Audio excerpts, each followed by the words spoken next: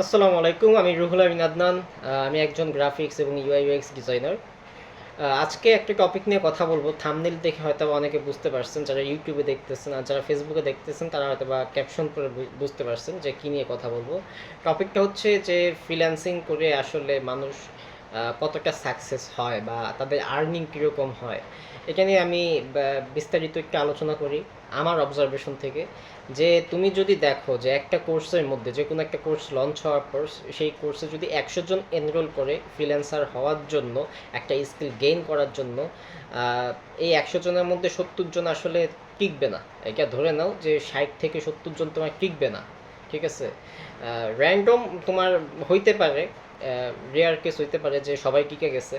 But আসলে আমার যেটা অবজারভেশন, 70 জন 60 জন আসলে টিকে না, বাকি থাকে 30 জন। এই 30 জনে আসলে ফিউচারটা কী হয় আমি যদি বলি, এই 30 জনের মধ্যে সাধারণত যেটা বলা হয় যে ফ্রিল্যান্সিং করে লাখ লাখ টাকা ইনকাম করুন, একটা স্কিল শিখে মাসে লাখ লাখ টাকা ইনকাম করুন, এরকমটা কিন্তু আসলে নর্মালি হয় না।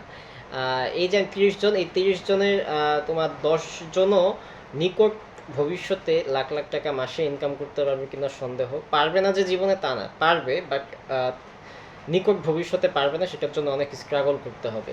সো আমি তোমার সাথে আর ডিসকাস করি যে 30 জনের আসলে ফিউচারটা কী হয়। এই 30 জনের মধ্যে তোমার 8-10 জন হয়েছে এমন অবস্থা যে এরা কোনো মতে কাজটা শিখছে, কোনো মতে কোর্স পর্যন্ত টিকা ছিল, এরপর কোনোভাবে একটা পোর্টফোলিও বানায়া কোনোভাবে একটা চাকরি জুটাই নিছে, 12,000 15,000 বা 20,000 টাকা এরকম একটা চাকরি বাকরি জুটাই নিছে। জুটায় নেওয়ার পর বাকি রইল তোমার, যদি ধরি যে আরও 20 জন, এই 20 জনের মধ্যে 15 জন হয়তো বা খুবই ভালো স্ট্রাগল করছে, ভালো একটা পোর্টফোলিও বানাইছে অ্যান্ড ভালো কোনো এজেন্সিতে জবে ঢুকে যায়।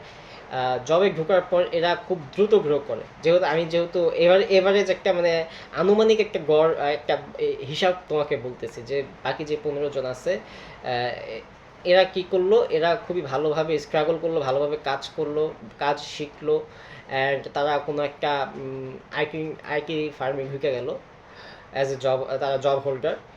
সো ঢোকার পর তারা আসলে খুব দ্রুত গ্রো করে, দেখা যাচ্ছে প্রতি বছর বছর তাদের স্যালারি বৃদ্ধি পাইতেছে। 30,000-এর নিচে আসলে একটা ভালো ছেলে যে ভালো কাজ পারে, তারা মূলত 30,000, মিনিমাম 30,000 স্যালারি পায়। ইউআই ইউএক্স ডিজাইনার যারা আছে, গ্রাফিক্স ডিজাইনার যারা আছে, ভালো ডিজাইন করলে তোমার 30,000 পায়। সো যদি দেখো যে এই যে এরা ভালো কাজ করতেছে, এরা প্রতি বছর বছর এদের স্যালারি লাফায় লাফায় বাড়ে। এরপর এরা কি করে, যারা খুব চালাক, এই 15 জনের মধ্যে এরা হয়তো বা 3-4 বছর কোনো জায়গায় কাজ করে, দেন নিজে একটা এজেন্সি খুলে বসে।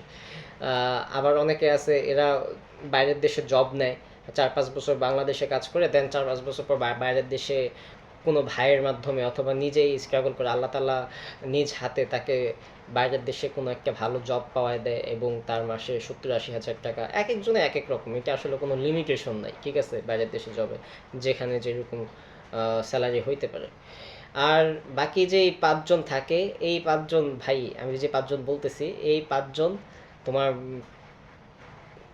মানে পুরা খতরনাক লেভেলের তোমার ফ্রিল্যান্সার হয় সাধারণত। 5 জন না হোক, 3 জন হয়, 2 জন হয়, 100 জনের মধ্যে তুমি হিসাব বুঝো যে 100 জন যদি একটা কোর্সে ঢুকে, 70 জন ঝইরা পড়ে।